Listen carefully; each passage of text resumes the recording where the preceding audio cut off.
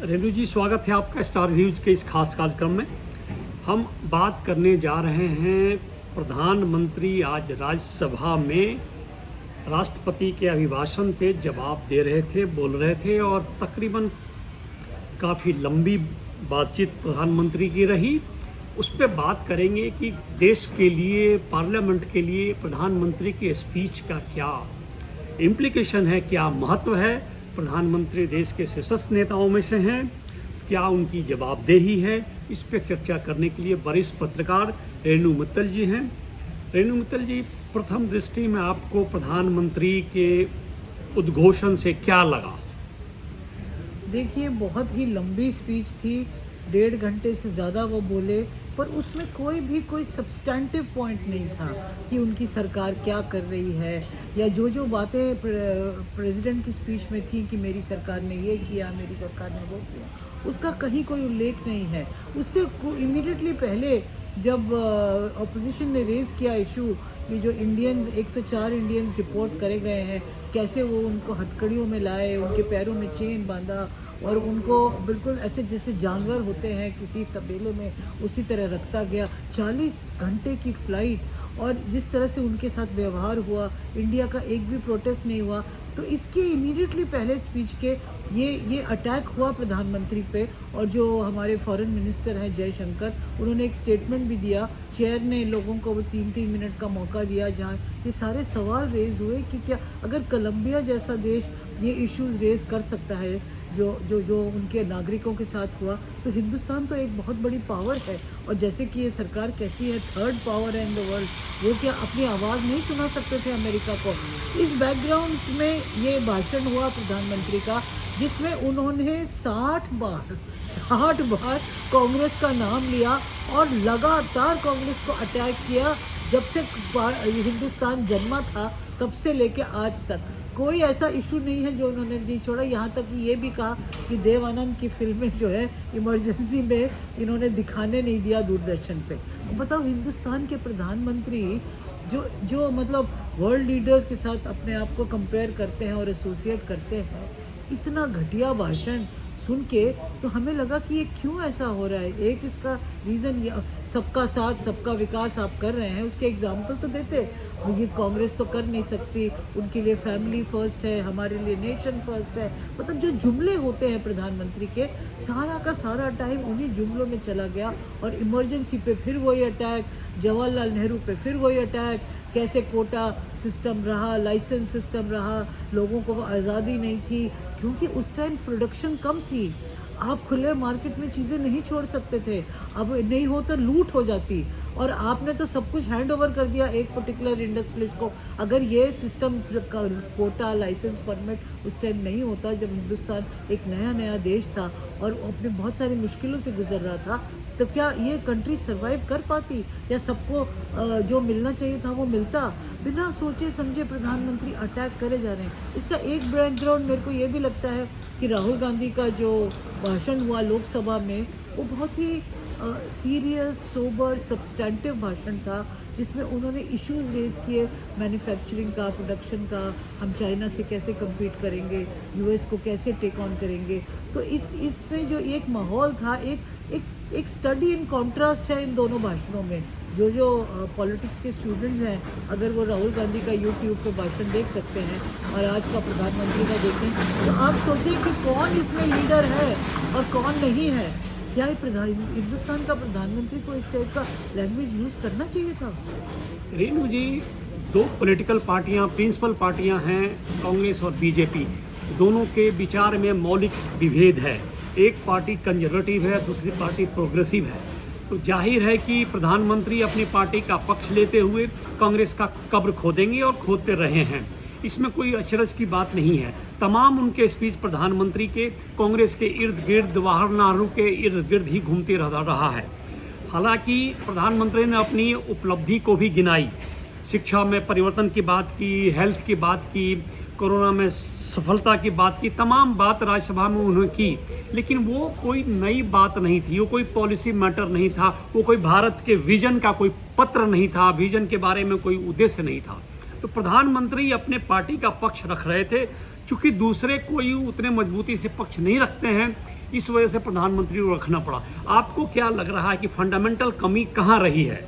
देखिए, जो जो इश्यूज आज के हैं, महंगाई है, आप उस पर बात करिए ना। आप बोले क्या आपकी सरकार स्टेप्स ले रही है लोगों को बेटर लाइफ देने के लिए। अनएम्प्लॉयमेंट है, यूथ परेशान है। आपने इस बजट में सब जगह तो कटौती कर दी। आप कह रहे हैं एजुकेशन में बहुत बढ़िया हुआ, एजुकेशन में, हेल्थ में, हर चीज़ में आपने डाउन स्केल कर दिया। तो कहाँ आप प्रोग्रेसिव हो रहे हैं? मेरे को तो लगता नहीं। आपने कुंभ की बात करी नहीं बिल्कुल, जो लोग मर गए। आपने जो अमेरिका ने जो हमारे नागरिकों के साथ किया उसके बारे में आपने बात करी नहीं। आपका क्या मतलब? मुझे तो ऐसा लगा कि कांग्रेस का वाकई रिवाइवल हो गया, जिस तरह से प्रधानमंत्री कांग्रेस को बार बार अटैक कर रहे थे। तो कोई आप मतलब आपको जो वर्ल्ड स्टेज पे आपने चाइना की बात नहीं करी, आपने अमेरिका की बात नहीं करी, आप हिंदुस्तान को तो छोड़ दीजिए। बहुत सारे इश्यूज हैं इस देश में, आप उनको अटैक कर रहे हो कास्ट के ऊपर कि ये नया इनका शौक पैदा हुआ है। राहुल गांधी का एक बहुत फर्म कन्विक्शन है कि इस देश में कास्ट के हिसाब से लोगों को उनका आधारित वो मिलना चाहिए, उनका हक मिलना चाहिए। एक व्यू पॉइंट है, वो उसको पुश फॉरवर्ड कर रहा है। आप उसको टोटली निगेट नहीं कर सकते, क्योंकि ये आपने क्या कम्युनलाइज नहीं किया। तो वो अगर कास्ट की बात कर रहा है तो क्या गलत कर रहा है? इसमें कौन सी मुश्किल आ गई है? आपने घर में जहर फैलाया हिंदू मुस्लिम के नाम पे। आप हर इलेक्शन में यही काम कर रहे हैं।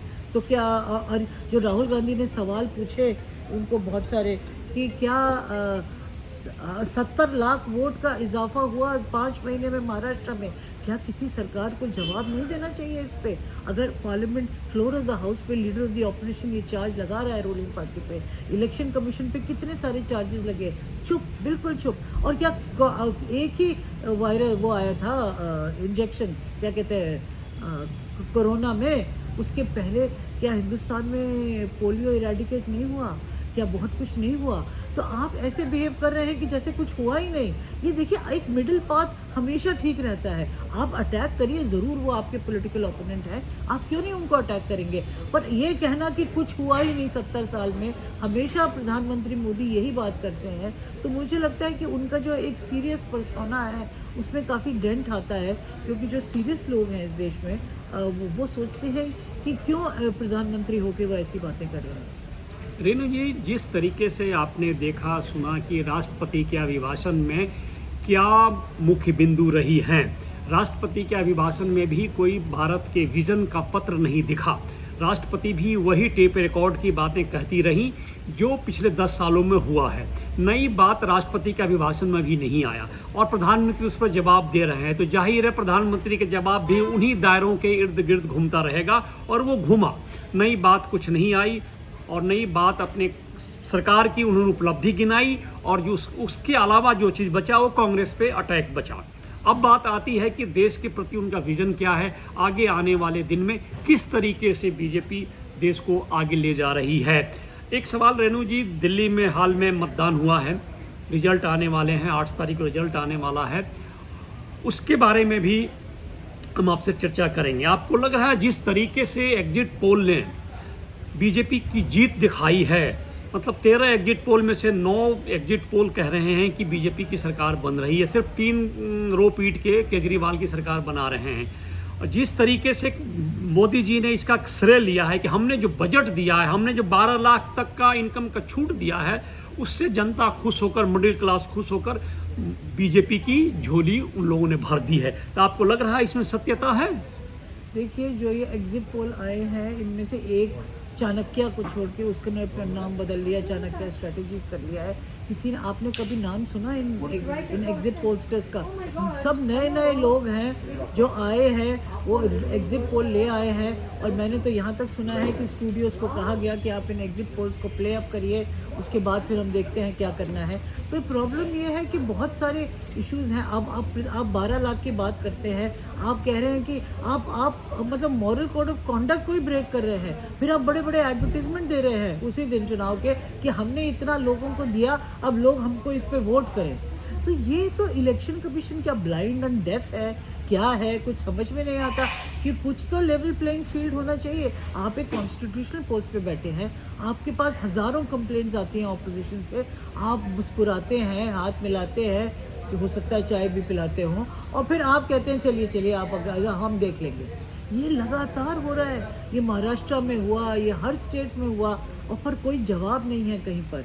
आपने CJI को हटा दिया सिलेक्शन कमेटी से, तो आप कौन है? आप प्राइम मिनिस्टर हैं, होम मिनिस्टर हैं, और लीडर ऑफ द ऑपोजिशन है। Leader of the opposition 2 against 1 क्या ही कर लेंगे? वो अपनी बात रिकॉर्ड ही कर सकते हैं, उसके आगे कुछ नहीं। तो एक जो है एक अटेम्प्ट हो रहा है इस देश में कि सब कुछ वन साइडेड हो जाए। अगर आप क्या ये सच नहीं कि जो ये चार्जेस आए हैं कि बहुत सारे लोगों के नाम चुनाव से पहले ही दिल्ली में डिलीट हो गए थे?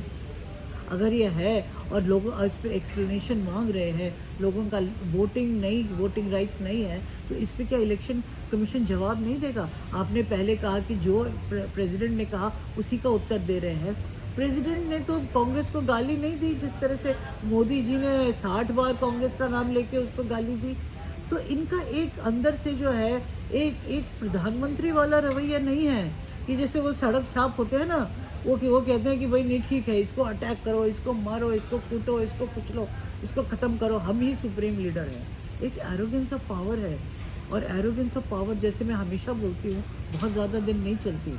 आप ऑर्गेनाइज पार्टी हैं, आपका इलेक्शन मशीनरी बहुत परफेक्ट है, आप ग्राउंड पे किसी भी पार्टी को टेक ऑन कर सकते हैं, क्रश कर सकते हैं, but that doesn't make things right.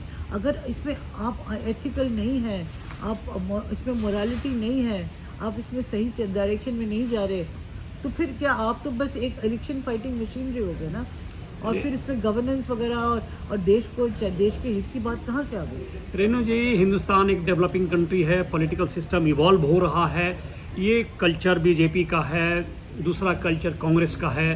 Congress culture को भी प्रधानमंत्री मोदी जी ने आज के भाषण में खूब धोया, और ये बीजेपी का कल्चर आप देख रहे हैं, दोनों कल्चर में धरती आसमान का फ़र्क है। लेकिन राजतंत्र को सुरक्षित रहना चाहिए, जनता को सुरक्षित महसूस होना चाहिए, जो शायद होना चाहिए, जो नहीं है। चुनाव में जिस तरह की धांधली हर जगह होती है, हारने वाला पार्टी लगाता है, जीतने वाले चुपचाप सुनते रहते हैं, ये चीज़ें होती रहती हैं। आपको क्या लग रहा है कि कहाँ पे इलेक्शन कमीशन में रिफॉर्म की आवश्यकता है, पॉलिटिकल सिस्टम में रिफॉर्म की आवश्यकता है?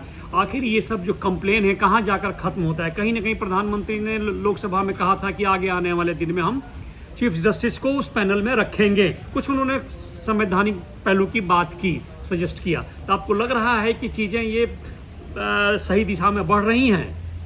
बिल्कुल नहीं बढ़ रही। हटाया ही क्यों अगर आपको उनको रखना था?